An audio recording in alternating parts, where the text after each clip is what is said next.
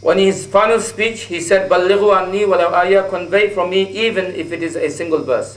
Because they carried out this duty, we are able to be Muslims. We have to remind each other of this duty. We have to remind each other through the Quran. فَذَكِّرْ بِالْقُرْآنِ مِنْ يَخَافُ وَعِيدٍ. Allah says, remind by the Quran whoever fears my warning. He also says, وَجَاهِدْهُمْ بِهِ جِهَادًا كَبِيرًا. Make a great striving through this Quran. We have to direct others towards the Quran. We need to tell others to follow this Quran. And we have to invite them to the Quran, and we have to invite people through the Quran. It is absolutely vital, inshallah. If we do not fulfill our responsibilities towards the Quran, then there is a dire warning given.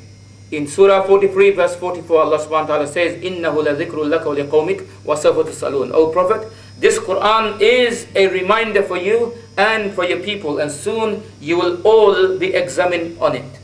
This is in the plural, تُسْأَلُونَ. All of us will be examined on the Quran. The Prophet ﷺ says, Al-Qur'anu hujjatun laka aw alayka. The Quran is either a proof for you or against you. So we have to be prepared. We are going to be examined on the Quran. This Quran is dhikr. It's a reminder. It tells us things which we already know. It's not teaching us things which is new. Something is teaching us which is already innate within us. We recognize the truth. We are told to remind each other. وَذَكِّرْ فَإِنَّ ذِكْرَى تَنْفَعُ الْمُؤْمِنِينَ. Remind each other because the reminder profits the believers. This Quran is a reminder for us, and we are going to be examined about the Quran. If we fail to fulfill that responsibility, in Surah 25, verse 30, وَقَالَ الرَّسُولُ يَا رَبِّ إِنَّ قَوْمِ اتَّخَذُوا هَذَا الْقُرْآنَ مَهْجُورًا. On that day of judgment, the messenger will complain, "O my Lord, my people have abandoned the Quran." My people have abandoned the Quran. This merciful Prophet, who is Rahmatul lil Alameen, you find throughout his life, he has so much concern and compassion for his ummah. He will spend long nights in a state of sujood and crying for his ummah, ummati, ummati, what is going to happen to them. He reserved his greatest intercession, the Shafa'at al-Kubra, for his followers on the day of judgment. Yet this very Prophet in the Quran is recorded as complaining against his own people. My people have abandoned the Quran. So my people, everybody is his people. Since his time until the day of judgment, everybody is a subject of the Quran. So anybody who abandons the Quran, then they will be the subject of that complaint.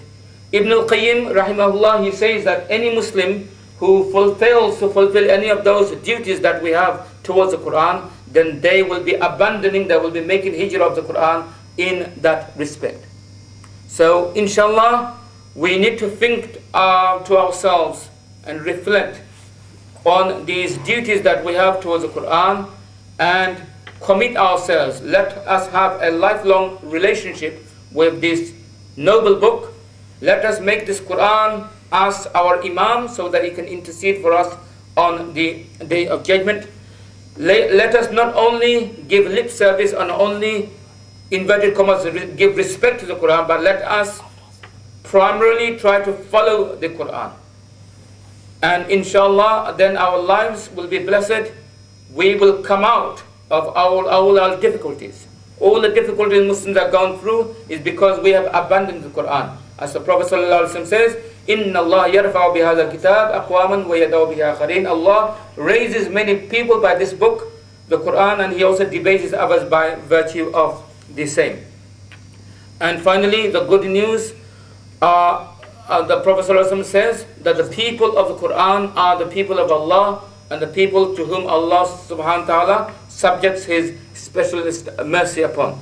We pray to Allah subhanahu wa ta'ala that He guides and blesses us through the Quran, makes us live by the Quran and die by the Quran, and resurrect us with the Quran on the day of judgment. Allahumma arhamna bil Quran al-azim waj'alhu lana imaman wa nuran wa hudan wa rahma. Allahumma dhakkirna bima nasina wa 'allimna bima jahilna warzuqna tilawatahu ana al-layli wa atraf an-nahar waj'alhu lana hujjatan ya rabbal alamin wa akhiru da'wana alhamdulillahi rabbil alamin.